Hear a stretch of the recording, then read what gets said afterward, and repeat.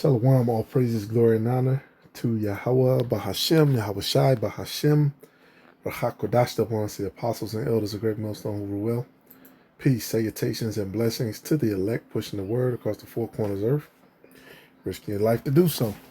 And this is Sirach 11. And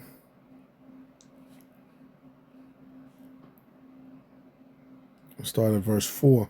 It says, boast not of your clothing and raiment, and exalt not yourself in the day of honor.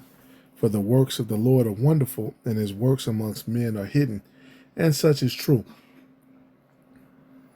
You can't boast of yourself. And that's a great part of this lesson that we've learned. You can't say this was of you. Now, you can say that you can say what you want to say, let me put it like that. But you could try to, say it was me and I'm prudent, I'm this and that. Maybe you do have certain attributes, but you can't say that salvation was of you.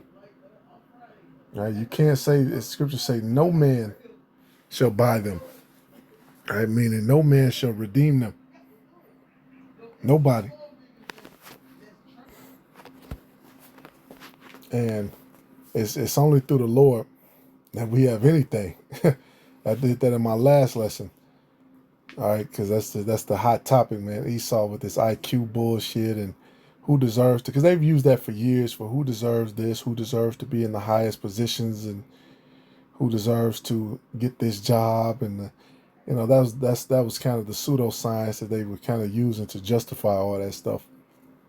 Right, but now it's turning out that they were completely corrupt, and to be a part of them, you have to be of the same. And now people are saying like, well, they call it bullshit, which we've always knew it was. Right? I remember talking to older people in my family, and they'll tell you how they were in a position or something, and then they hired some Edomite after them who was a complete idiot, and then all of a sudden, that's your manager. Or some Edomite off the boat came in dirty, nasty, and they get the better position. And that was the justification for years for us, man. And the whole time Esau was just a lying piece of shit, which, like I said, we knew it. But now the scriptures help to expound on that understanding. It says, exalt not yourself in the day of honor. Hey, that's what's going to happen, man. The ultimate day of honor is when we're crowned, right? When the elect is crowned, which is going to be said that, man, it was the Lamb. How good is God? They say, let us make a joyful noise to the rock of our salvation. Right, we can never praise him enough. That's what the scriptures say. It's not through our ability. It's not through, what you think you know. Now, of course, the scriptures do say, because ultimately it's by faith. Ultimately by faith. But then the scriptures chop it up, through worth and faith.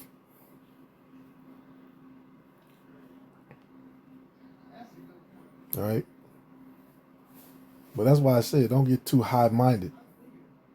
It's me. I'm looking at the best shit. See, that's everything that America teaches you.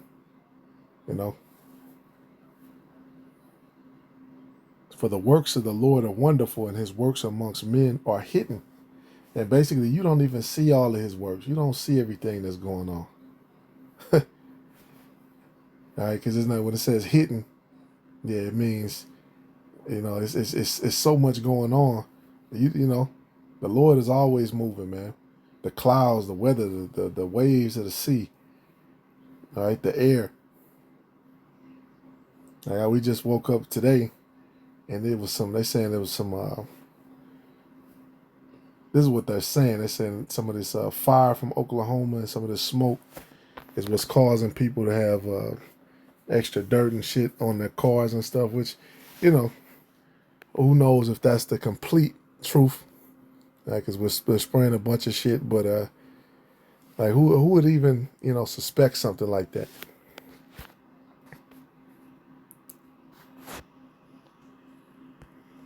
And there's a lot of things going on. That's why you can never, you never underestimate the Lord. All right, Lamentations 3.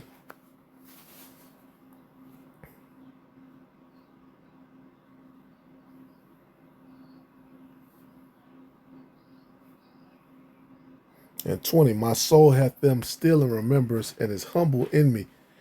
This I recall to my mind, therefore have I hope. It is of the Lord's mercies that we are not consumed, because his compassions fail not.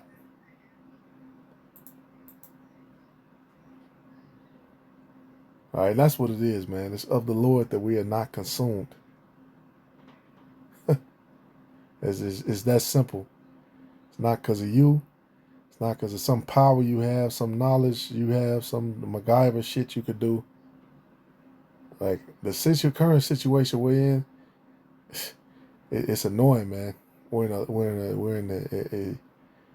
a system, a system that's been designed for us to fail, but not fail immediately, but fail eventually.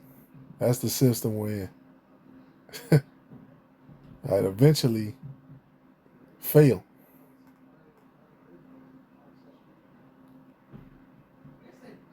All right, the air is fucked up, the water's fucked up, the people are fucked up.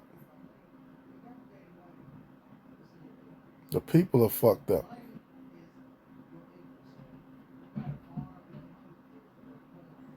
All right, women are fucked up.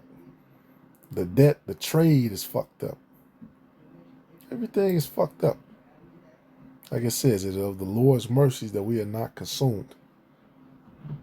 And now you have to remember that when you get, too above yourself.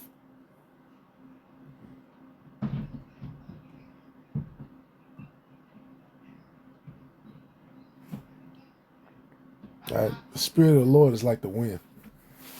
It says, they are new every morning. Great is thy faithfulness. Yeah, because his compassions fail not. It says they are new every morning. Every morning. There's some new mercies extended to us. And that's the lens you want to see everything too.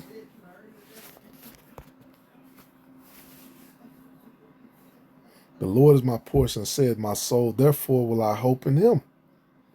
Lord is good unto them that wait for him, to the soul that seeketh him. And see, that's what this whole thing is teaching us. You can't be high-minded if you acknowledge the Lord, because you're waiting on him. You're waiting for him. You're on his time and his mercy. And he does what he will. He has mercy on whom he'll have mercy on. You better hope it's you. And that's what it is, man. That's why he's the Most High. So I say it is good that a man should both hope and quietly wait for the salvation of the Lord. Because wait a minute, hoping quietly, yeah, because we're speaking, we're making noise, but in a sense of, you ain't always complaining, man, when is he coming, man? You just loud and wrong.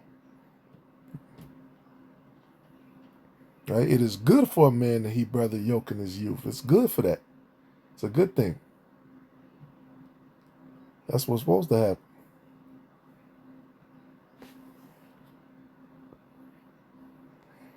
All right, check out with Samuel, 1 Samuel 16:7.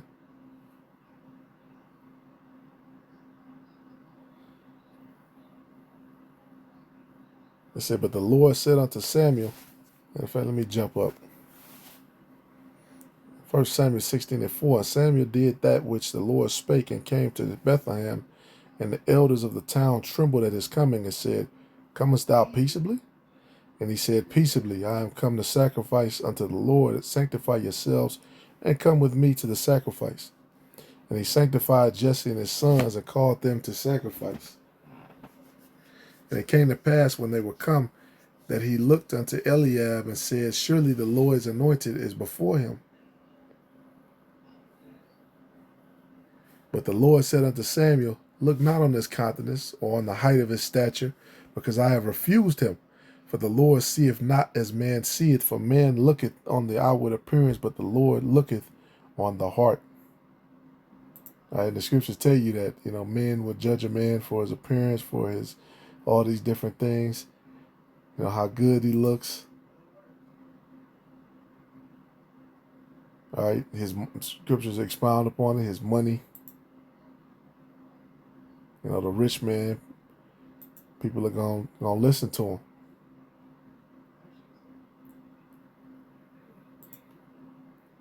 But the Lord looks past all that.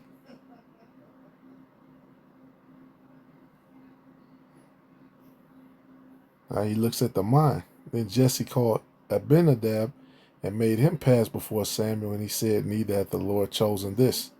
Then Jesse made Shammah to pass by. He said, neither hath the Lord chosen this. Again, Jesse made 7 of his sons to pass before Samuel. And Samuel said unto Jesse, the Lord hath not chosen these. And Samuel said unto Jesse, are here all thy children? And he said, there remaineth yet the youngest. And behold, he keepeth the sheep. Yeah, the youngest. What it say? The elder shall serve the younger. Even though the elect is ultimately the eldest through the Spirit anyway.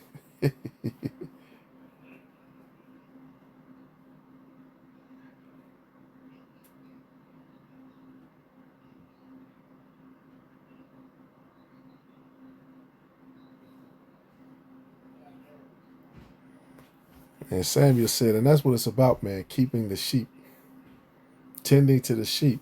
And Samuel said unto Jesse, send and fetch him, for we will not sit down till he come hither. All right, and then David had good characteristics, but that's not why the Lord chose him.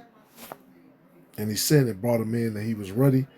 He was a young man, and withal of a beautiful countenance, and goodly to look at. And the Lord said, arise, anoint him, for this is he.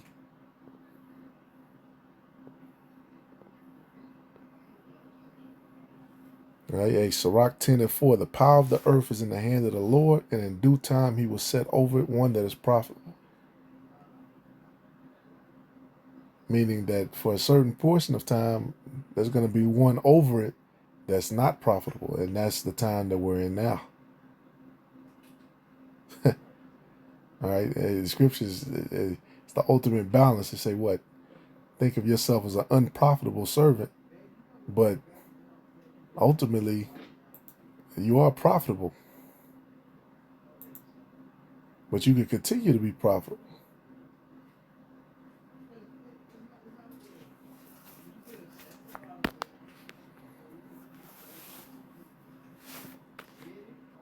All right, verse 12, it says, the beginning of pride is when one departs from the Most High and his heart is turned away from his maker. And such is the case from Esau. All right, prideful, his heart is departed. He's not thinking about the Lord. It's me. I am the Lord. It's pride. You're going to be brought down. It's not about IQ. Now, again, prudence, that's part of wisdom. But what you know and what you personally, that's not the why. It's ultimately of the Lord. For pride is the beginning of sin, and he that has it shall pour out abomination. And therefore the Lord brought upon them strange calamities and overthrew them utterly. And it's happened before, and it'll happen again. A lot of people have heard us come out and give the understanding on what the mark of the beast is, and they're still going to take it. Scriptures say a godly man is going to be fearful in all things, meaning major stuff like that. You're gonna want to watch it. Wait a minute, this guy's saying this. Let me at least evaluate what's being said. All right, but pride is going to overthrow and fuck up a lot of people. All right, just to add on to my previous lesson, shalom to the elect.